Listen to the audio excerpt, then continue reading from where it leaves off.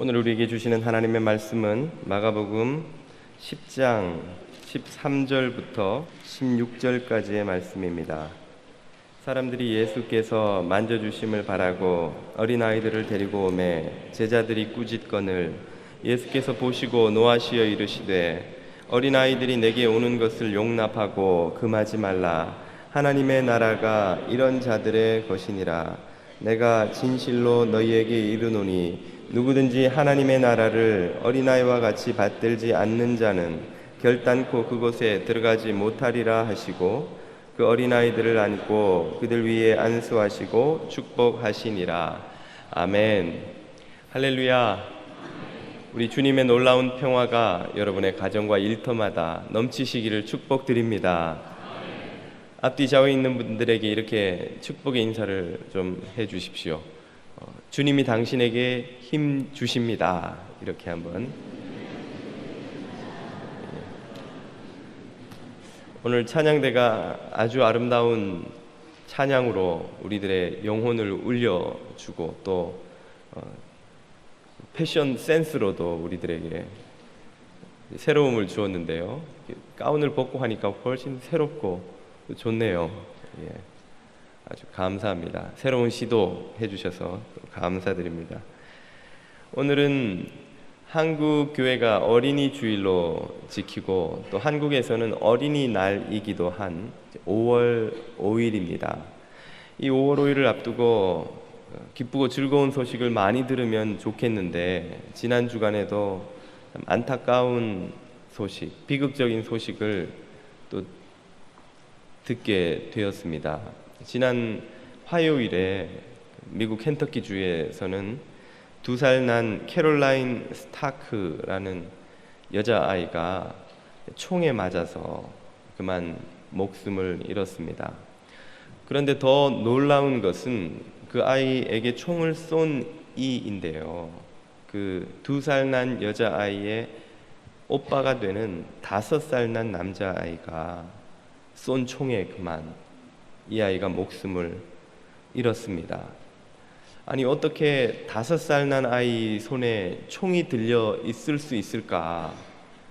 또 그 아이가 어떻게 여동생을 쏠 수 있었을까 하는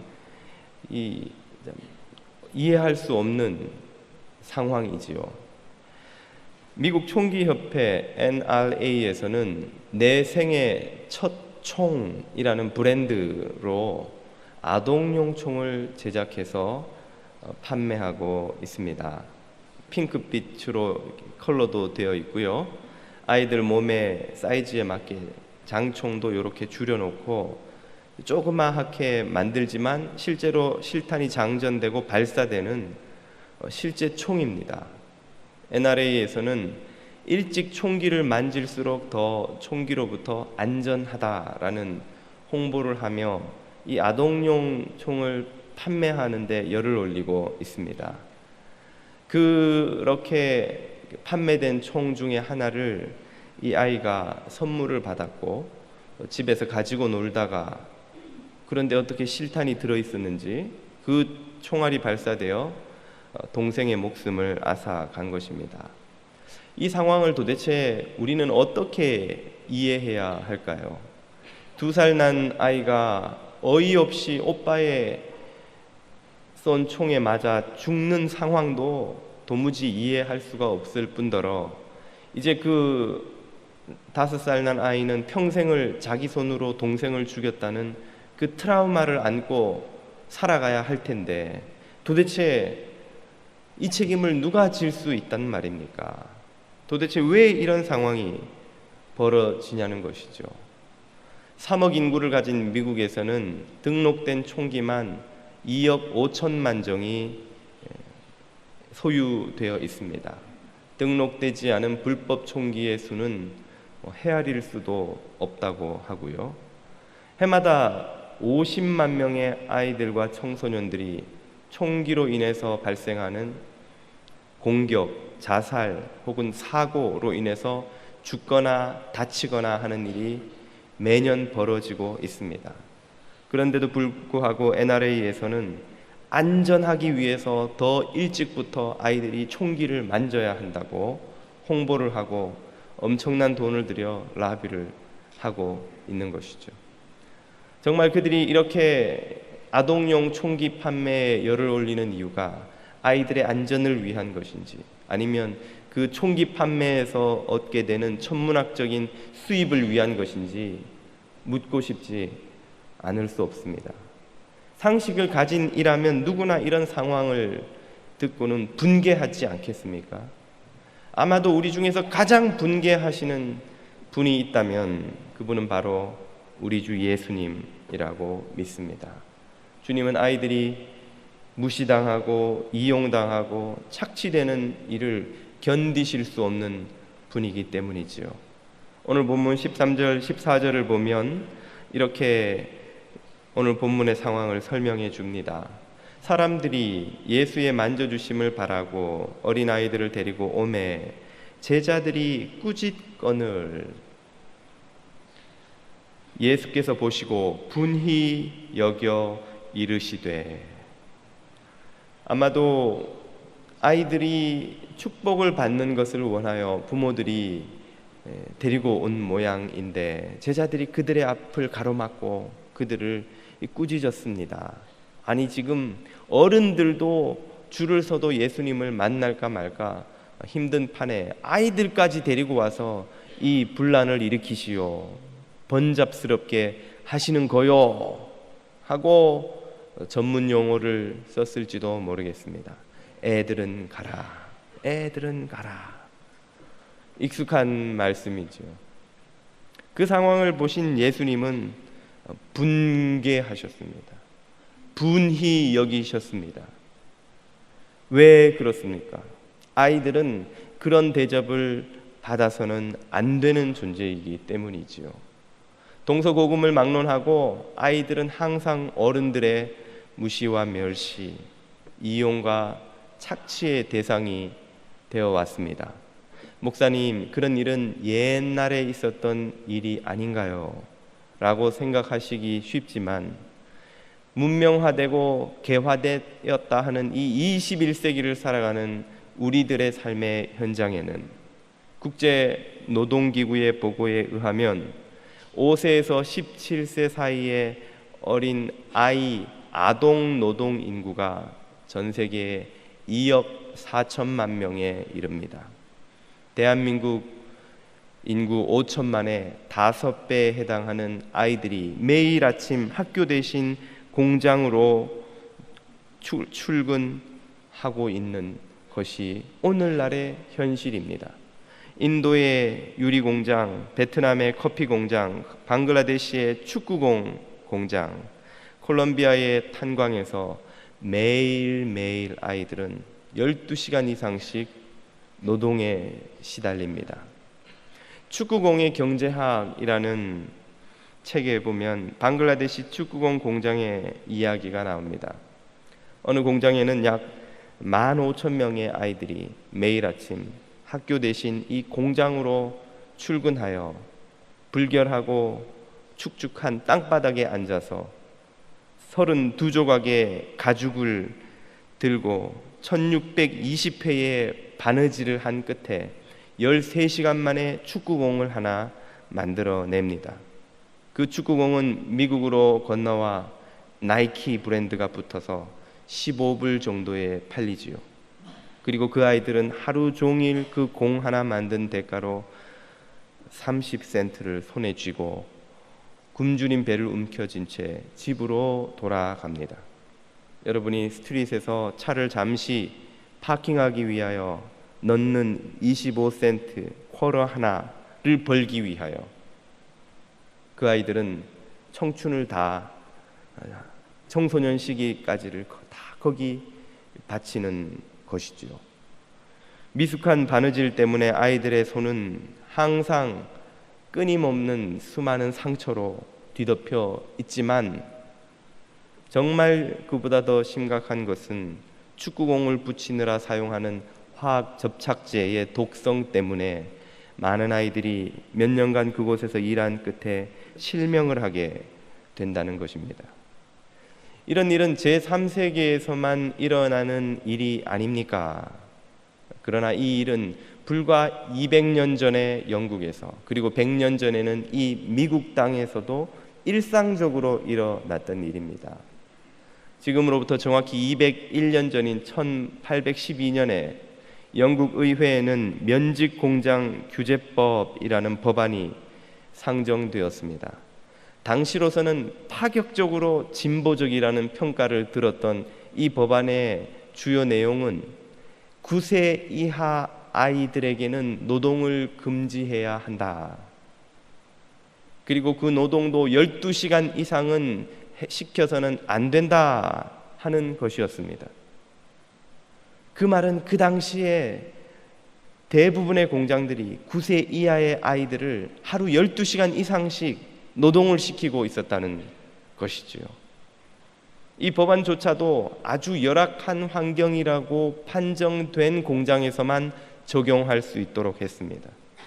그리고 그 법안을 당시 적지 않은 의원들이 노동하고자 하는 아이들의 자유와 고용하고자 하는 기업주의 자유를 침해하는 악법이라며 반대하였습니다. 마침내 그 법이 통과되었지만 9세가 넘은 아이들은, 그리고 12시간 이내에 근무하는 아이들은 합법적으로 그 후로도 한참 동안 노동 현장에서 그들의 삶을 보내야만 했습니다. 이런 일들이 이제 제3세계로 옮겨간 것은 더 이상 선진국에서 그런 노동을 허용하지 않기 때문이지요. 많은 다국적 기업은 이제 선진국에서 할 수 없는 일들을 제3세계에서 하여서 똑같은 이윤을 올리고 있습니다. 유리한 지위를 이용하여 성인 노동자를 고용해서는 도저히 맞출 수 없는 단가로 계약을 하는 것이죠.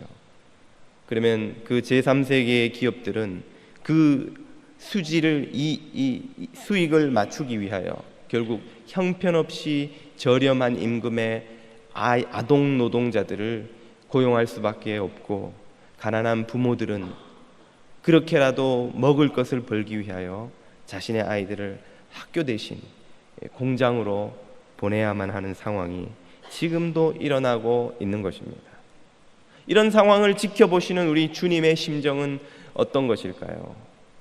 분개하지 않으시겠습니까? 분노하지 않으시겠습니까? 그런 주님의 마음이 14절 15절에 이렇게 소개됩니다. 예수께서 보시고 분히 여겨 이르시되 어린 아이들이 내게 오는 것을 용납하고 금하지 말라. 하나님의 나라가 이런 자의 것이니라. 내가 진실로 너희에게 이르노니 누구든지 하나님의 나라를 어린 아이와 같이 받들지 않는 자는 결단코 들어가지 못하리라 하시고, 어린 아이들이 그런 대접을 받아서는 안 된다는 것입니다. 그 아이들은 하나님 나라의 주인공이기 때문이지요. 하나님 나라는 그 어린아이들과 같은 마음가짐으로 받아들이는 자들에게 상속되는 것입니다. 그 어린아이들의 마음가짐이란 어떤 것입니까? 그것은 가르치는 대로, 명하는 대로, 고지곧대로 믿고 순종하는 마음가짐이지요. 우리 집 큰아이 평화는 세상 모든 룰의 수호자입니다. 이 아이는 룰을 지키는 것에 목숨을 거는 아이입니다. 얼마 전에 저희 아내가 제게 경고하기를, 당신이 온 교인 앞에서 평화를 모욕하는 짓을 그만두지 않으면 가만히 있지 않겠소 라고 경고하였기 때문에 제가 오늘 이 말씀을 드리는 것이 아님을 먼저 확인하고 말씀을 드리고자 합니다. 평화가, 저희 사택은 평화가 다니는 엘리멘터리 스쿨과 가까워서 도로 하나만 건너면 한 1분, 2분 걸어서 올 수가 있습니다. 그런데 평화가 그 도로를 건너는 것을 이 발런티어 하시는 아주머니 한 분이 보시고는 횡단보도가 아닌 곳이니 반드시 엄마 아빠와 함께 건너지 혼자 건너지 마라고 하였던 것이죠. 그래서 어느 날부턴가 평화가 집 앞에 있는 도로 앞에 건너편에서 건너지 않고 계속 엄마를 부르는 거예요. 엄마, 엄마. 엄마가 나와서 왜 안 건너오고 거기 서 있니? 저기 아주머니가 반드시 엄마랑 같이 건너가라고 했어. 차가 하나도 없으니 그냥 건너와. 아니야, 반드시 엄마와 함께 건너가야 돼. 그냥 건너와. 차 없잖아. 엄마가 보고 있잖아. 아니, 엄마가 건너와서 내 손 잡고 건너가야 돼. 나중에는 눈물이 글썽글썽 하면서 끝까지 건너오지 않아서 아내가 건너가 데리고 오고, 그날부터 우리 평화의 퇴근 시간만, 학교 시간만 되면 창밖을 내다보며 아이가 혼자 또 애처롭게 엄마를 부르고 있지 않도록 지켜보아야 하는 것이 일과가 되었습니다. 그런가 하면 우리 사랑이는 세상 모든 룰의 파괴자입니다. 이 아이는 눈 하나 깜빡하지 않고 거짓말을 해대는데, 아빠, 엄마가 사탕 나 주라고 했어. 제가 몇 번 속은 후에 반드시 그 후로는 확인을 하죠. 여보, 사랑이 사탕 주라고 했어요? 제가 묻는 소리를 들으면 바로 히히히 하고는 냅다 도망을 쳐버립니다. 거짓말이 들통나기 전에 피하는 것이 사랑의 지혜인 것이죠. 하나님 나라의 주인은 어린아이, 평화와 같은 마음을 말하는 것입니다. 예전에 어느 미국의 아이가 교황청에 이런 편지를 쓴 적이 있다고 합니다. 교황 할아버지, 부디 부탁이 있어요. 우리 엄마 말씀에 저는 황새가 물어왔다고 하고 동생도 황새가 물어왔다고 하는데, 우리 한국 사람들은 다리 밑에서 주워왔다고 하지만 미국 사람들은 황새가 물어왔다 그렇게 말하죠. 제발 다음에는 하나님과 의논하셔서 우리 엄마가 정상분만하게 해주세요 라고 쓴 편지가 유명해졌지요. 아이들은 어른들이 하는 말을 곧이곧대로 믿습니다. 그리고 시키면 곧이곧대로 하려고 합니다. 바로 이런 자세가 하나님 나라를 상속받는 자세라는 것이죠. 하나님 말씀을 있는 그대로 믿고 있는 그대로 순종하는 이에게 하나님의 나라가 허락됩니다. 우리는 얼마나 자주 하나님의 말씀을 들으면서 좋은 말이지만 어떻게 그렇게 살 수 있겠나, 참 맞는 말씀이지만 그렇게 살 수 있는 사람이 몇이나 되겠나 하며 하나님의 말씀을 무시한 적이 얼마나 많았던지요. 바로 그런 우리들에게 주님은 교훈을 주시기 위해 이 말씀을 하고 계시는 것입니다. 저와 여러분이 어린아이처럼 하나님의 말씀을 받는 이들이 되기를 축복드립니다. 주님이 제자들을 꾸지람하신 것은 이 교훈을 주시기 위함이었지만 그것만은 아니었습니다. 또 하나의 이유는 아이들은 그 자체로 축복받아야 하는 존재이기 때문이지요.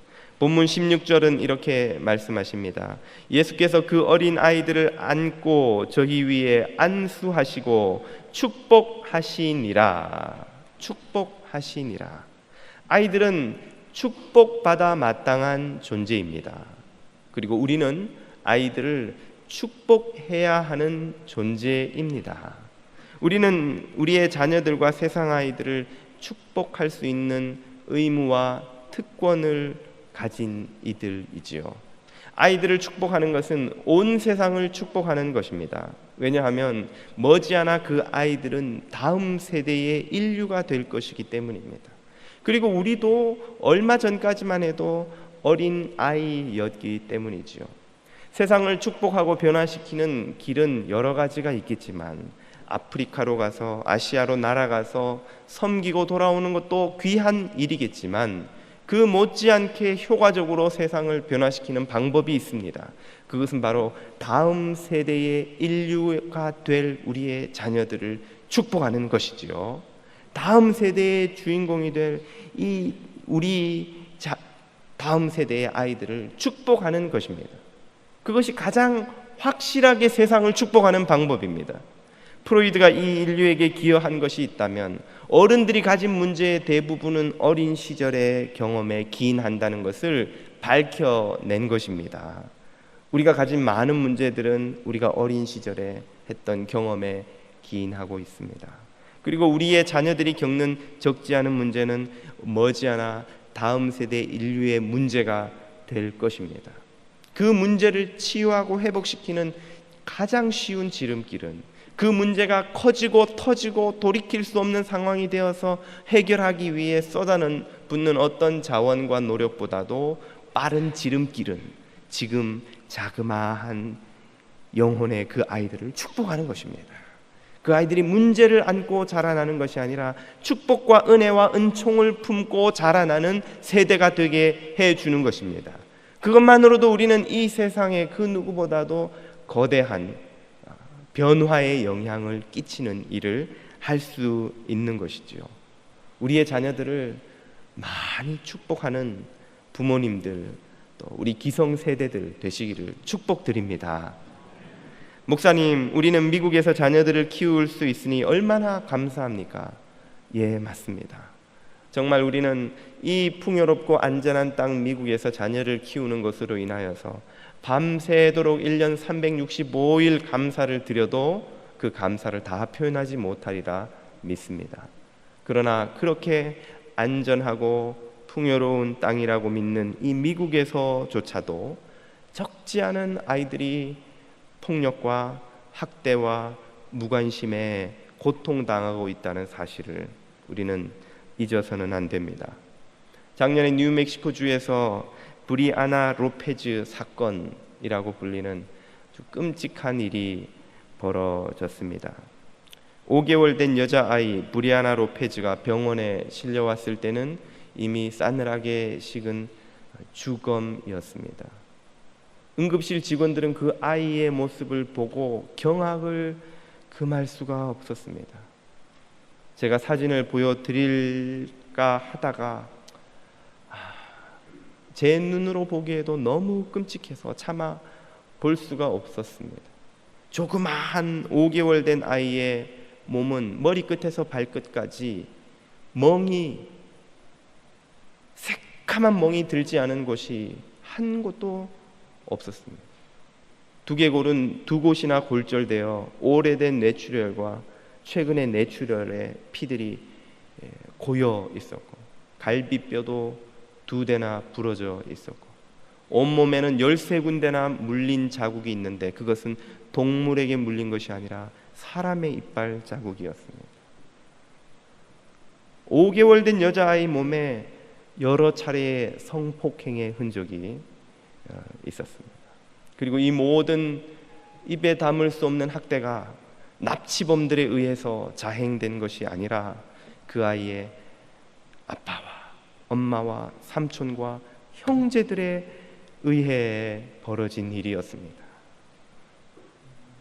경찰 조사 결과 그 아빠와 삼촌은 그리고 형제들은 로페즈를 농구공, 축구공 다루듯 던지고 차고 흔들고 또 심지어 성적인 폭행을 하기까지 하는 일을 했다는 것이죠.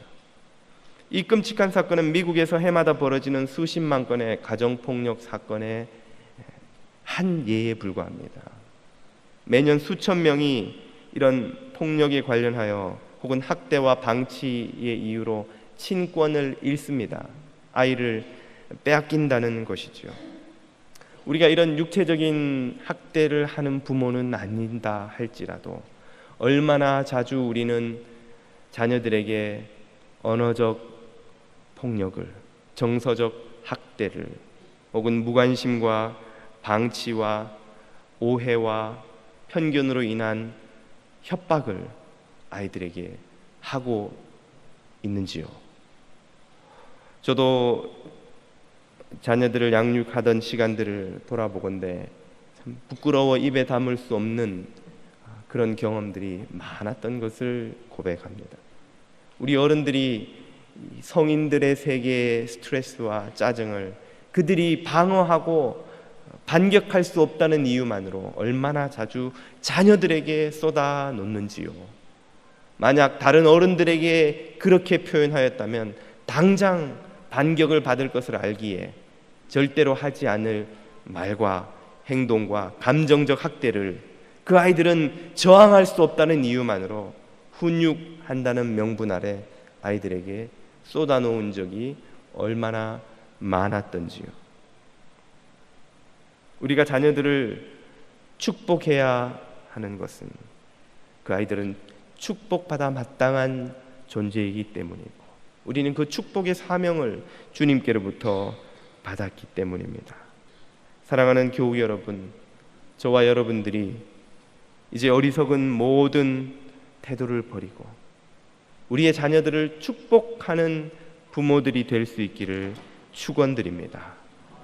우리가 잠시 우리의 바쁜 일을 멈추고 먹고 살아야지, 성공해야지, 더 잘 되어야지 하는 욕심과 두려움을 내려놓고 우리의 자녀들을 품에 안고 기도하고 자녀들과 놀아주기를 시작하는 하루를 가지는 것으로 우리는 자녀들을 축복하는 일을 시작할 수 있을 줄 믿습니다. 특별히 아이들과 노는 것은 엄마보다 아빠의 역할이 더 중요하다고 합니다. 몸을 움직여 활동하는 것에는 아빠가 하는 기여가 더 크다는 것이죠. 목사님은 얼마나 하세요? 이런 생각은 절대로 하지 마십시오. 저도 노력하겠습니다. 우리 아빠들이 특별히 더 노력해야 할 줄 믿습니다. 우리가 우리 삶의 짜증과 스트레스를 아이들에게 풀어놓는 일을 이제 멈추고 거칠고 무례한 말을 버리고 사랑과 은혜의 말로 우리들의 자녀들을 축복할 때에 하나님께서 이 세상에 주시는 축복이 그들을 통해 세상으로 퍼져가게 될 줄 믿습니다. 우리의 자녀뿐 아니라 이 시대를 함께 살아가는 이 세상의 모든 아이들을 축복해야 할 의무가 우리에게 또한 있다고 믿습니다. 목사님, 지구 반대편에 사는 그 제3세계 아이들을 우리들이 어떻게 축복할 수 있단 말입니까? 그들을 축복할 수 있는 길이 있습니다. 첫 번째는 우리가 기도를 시작하는 것이 되겠지요. 두 번째는 우리가 예전에 했던 1:1 결연을 새로이 시작하는 것도 그 방법이 되겠습니다. 2년 전인가요? 월드비전과 함께 1:1 결연 행사를 했을 때에 많은 교우들이 참여하셔서 한 달에 30여 불의 후원금으로 아이들의 인생을 변화시키는 그들의 학업과 입을 것과 먹을 것을 제공하는 귀한 섬김에 동참해 주셨습니다. 지금까지 많은 분들이 하고 계시겠지만 적절한 시기에 다시 한번 월드비전과 결연 행사를 한 번 더 하고자 합니다. 여건이 되시는 분들은 새로이 한 명을 더 하시면 좋겠지요. 또 그때 미처 못하셨던 분들은 이번에 시작해 보시는 것도 좋은 방법이겠지요. 세 번째로 우리는 더불어 살아가는 삶에 주의를 기울임으로 그 아이들을 축복할 수 있습니다. 예를 들자면 착한 소비를 통해서 우리들의 소비 생활조차도 그 아이들의 삶을 축복하는 방식으로 바꿀 수가 있는 것이죠. 커피 한 잔을 마셔도 노동 착취나 아동 노동이 있는 곳에서 생산된 커피가 아니라 정상적인 임금을 주고 상식적인 방식으로 생산된 커피를 선택해서 마시는 방법이 있겠죠. 보통 커피를 2불 주고 마실 수 있다면 이런 방식으로 생산된 커피는 보통 5, 6불 이상 줘야 합니다. 3잔 마실 동안 1잔밖에 못 마시는 것이죠. 그렇게 비싼 이유는 그곳에서는 아이들이든 노동자든 그들이 받아야 할 상식적인 임금을 주기 때문입니다. 그것을 계산해 주려면 그렇게 할 수밖에 없는 것이죠. 당연히 우리 삶에는 불편함이 따릅니다. 내가 원하는 만큼 커피를 마시지 못할 수도 있죠.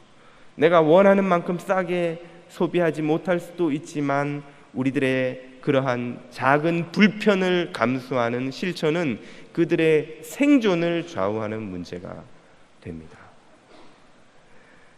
지구의 벗이라는 이름의 환경단체가 최근에 벌인 캠페인에 관한 기사를 보았습니다. 이 지구의 벗이라는 단체에서는 방글라데시의 아동 노동 착취 논란이 있는 주석 광산에서 생산된 주석을 삼성전자에서 갤럭시 시리즈를 만드는 데 사용하지 않느냐고 확인해 달라는 요청 메일을 보내었습니다.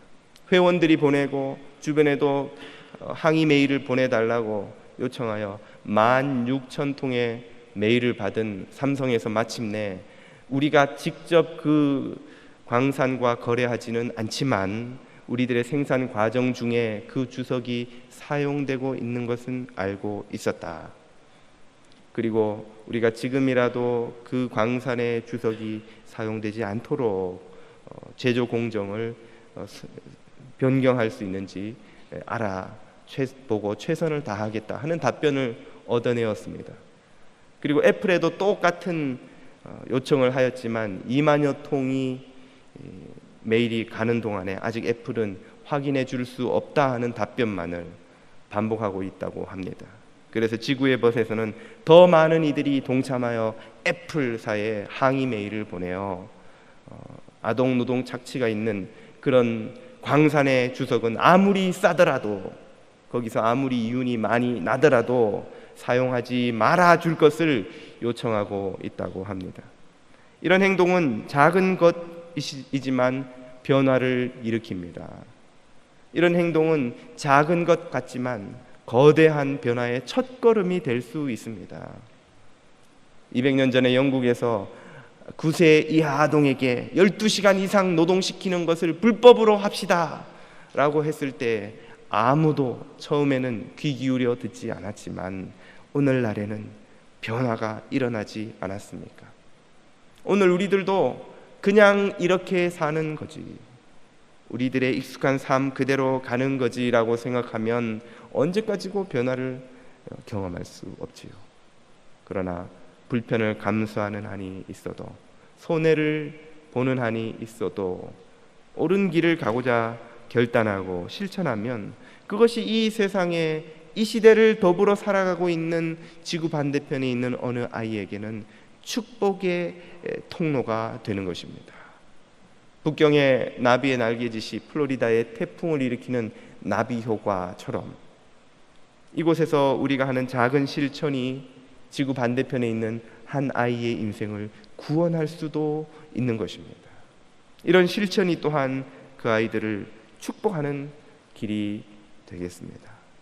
우리가 뜻을 품고 그들을 축복하는 길을 찾고자 한다면 얼마나 많은 실천할 수 있는 길이 있는지 모릅니다.